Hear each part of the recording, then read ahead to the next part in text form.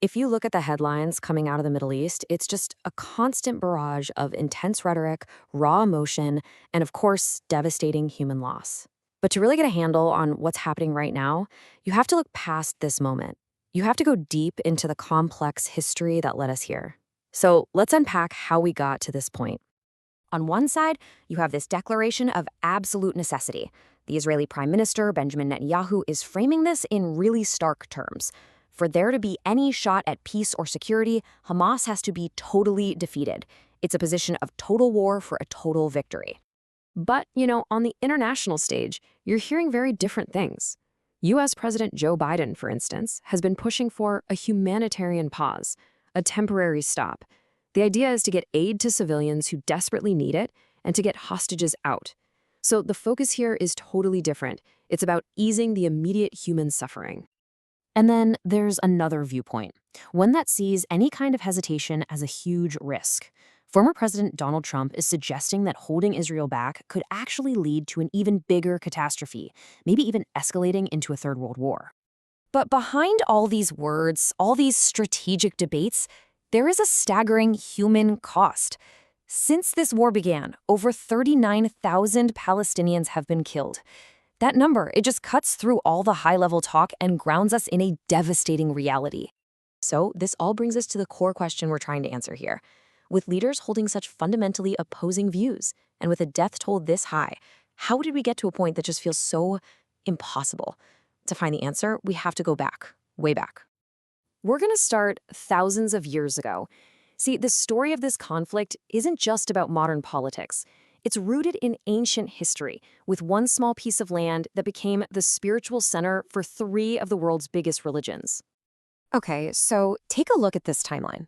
Around 1000 BCE, you have the Kingdom of Israel, and King Solomon builds the first temple in Jerusalem. It becomes the center of Jewish worship. But then it's destroyed, rebuilt, and then destroyed again by the Roman Empire in 70 CE. Then, the Romans make Christianity their state religion, and the city becomes a Christian holy site. A few centuries later, it's conquered by a Muslim caliphate. You start to see this pattern emerge, right? A long line of empires and faiths all laying claim to the exact same sacred ground. And this is really what makes Jerusalem so unique. It is the absolute epicenter for three different faiths. It's obviously foundational to Judaism and Christianity, but for Islam, it's the third holiest site in the world right after Mecca and Medina. And this concentration of holiness in such a tiny, tiny area, well, that's central to this entire conflict. Now here's where it gets really complicated. For Christians, you have the Church of the Holy Sepulchre. But for Jews and Muslims, their holiest sites are literally on the exact same piece of ground.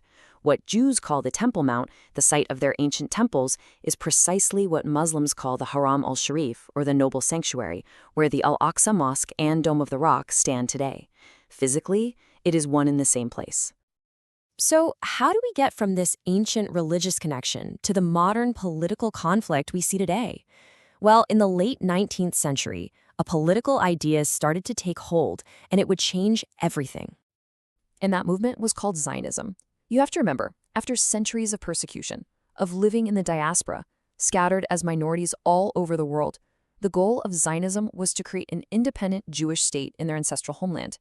It was really a quest for safety and for self-determination. Then, during World War I, this movement gets a massive boost. Great Britain, looking for support in the war, issues something called the Balfour Declaration. This was a huge deal, a public statement from a global superpower saying they supported the idea of a Jewish national home in Palestine, which at the time was part of the Ottoman Empire. Now, back then, this was a pretty radical idea.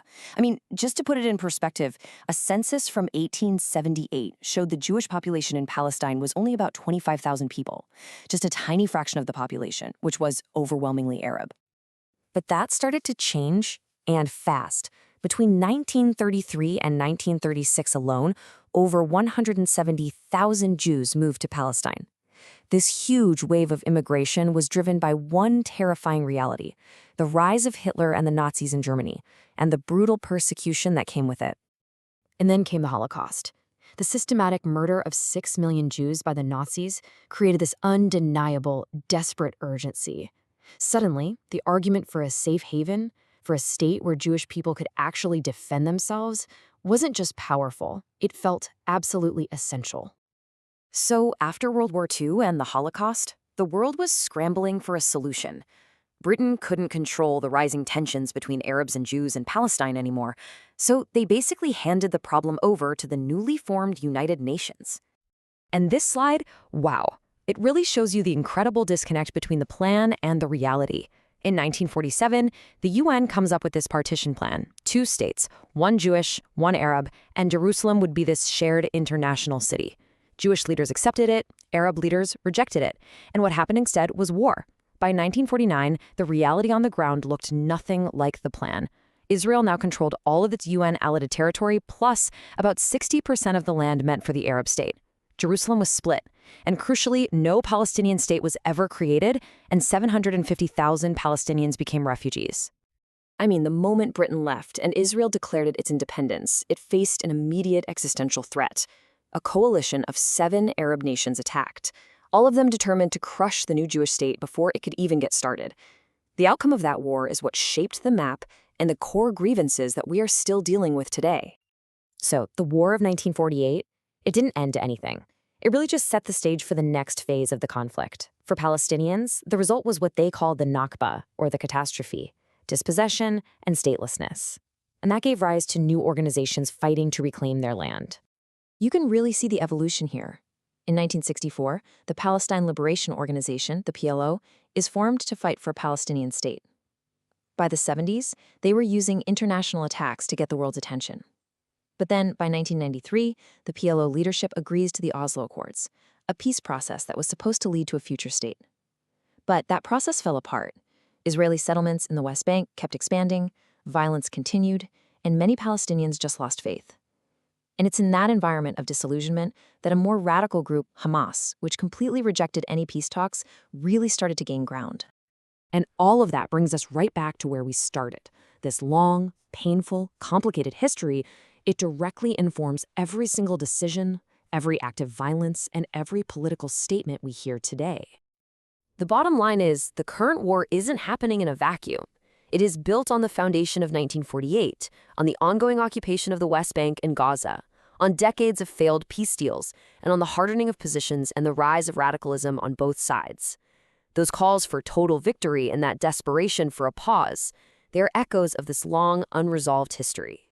Which leaves us with the final, and I think the most difficult question of all. When both sides feel like they are fighting for their very existence, and they're drawing on these incredibly powerful narratives of faith and survival and justice that go back centuries, what does a path forward even look like? That is the unresolved heart of this conflict.